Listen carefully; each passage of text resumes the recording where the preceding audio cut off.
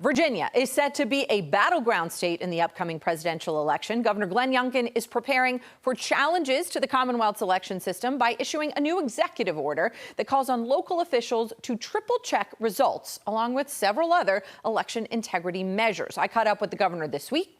Take a listen.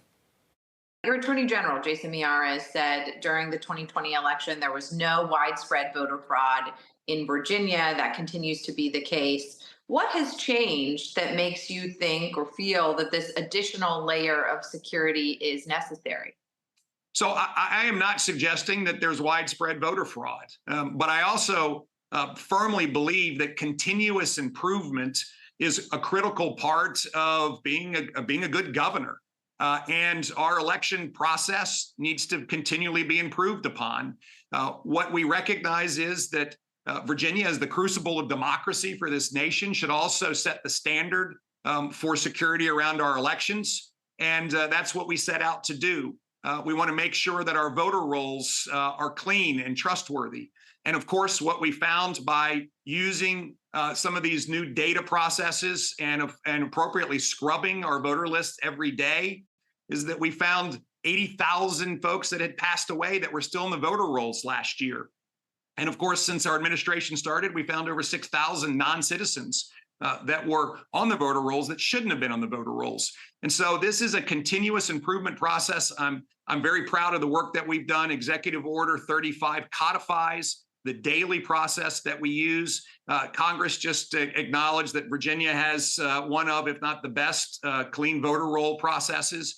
And this hopefully translates into a sense of trust and faith by all Virginians that they are not only keeping non-citizens from voting, but we, of course, are counting their votes correctly. I think one of the key things that I'm constantly reaffirming to Virginians is the counting process is clear. We have 100% paper ballots in Virginia. We have counting machines, not voting machines.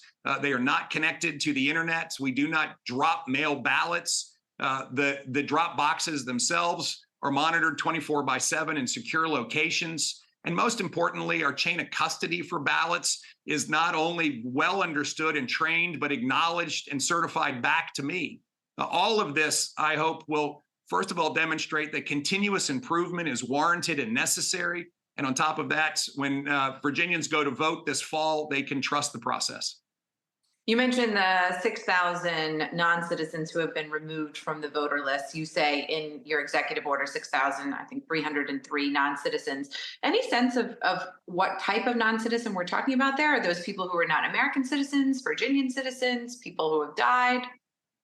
Well, first of all, it's people who are not eligible to vote in Virginia because they are not a Virginia citizen. And at the heart of it is just a recognition that mistakes can be made.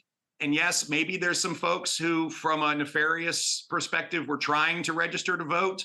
But we wanted to make sure that we were using all of the resources that the DMV collects on individual voters. But on top of that, the Social Security Administration and other widely accessed data sets in order to confirm that people who are non-citizens in Virginia aren't allowed to vote. There is a 14-day period where they're notified, and if they can demonstrate that they should be allowed to vote, then of course they're added back to the voter list. And then finally, anyone who shows up on the day of election and wants to vote and has to register, that ballot is held as a provisional ballot, and then it's investigated to make sure that it should be counted.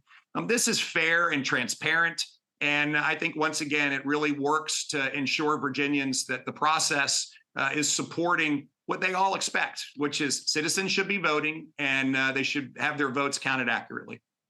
These efforts to reinforce confidence among Virginians is buttressed by your Attorney General's Election Integrity Unit, who also endeavors to do the same thing. That unit filed criminal charges against the Prince William County Registrar after the 2020 election when they misreported I think it was about 4,000 votes to former President Trump's benefit. That individual was charged with corruption and lying, and then those charges were dropped. And so the question is, how do you instill faith in the system? Triple checking is one thing, but when there are no consequences for bad actions? Well, first of all, I can't speak directly to that legal process. But what I can say is that we do prosecute. And that's one of the things I so appreciate about the Attorney General. It is politics agnostic. And we do pursue folks who are afoul of the law. The outcomes of those are circumstances that I can't attest or speak to. But what I can say is that my executive order, once again, makes it very clear that non-citizens who register to vote and try to fraudulently vote will be referred for prosecution. And I think that's an incredibly important reality, which is the law is the law, and we will always work to enforce it.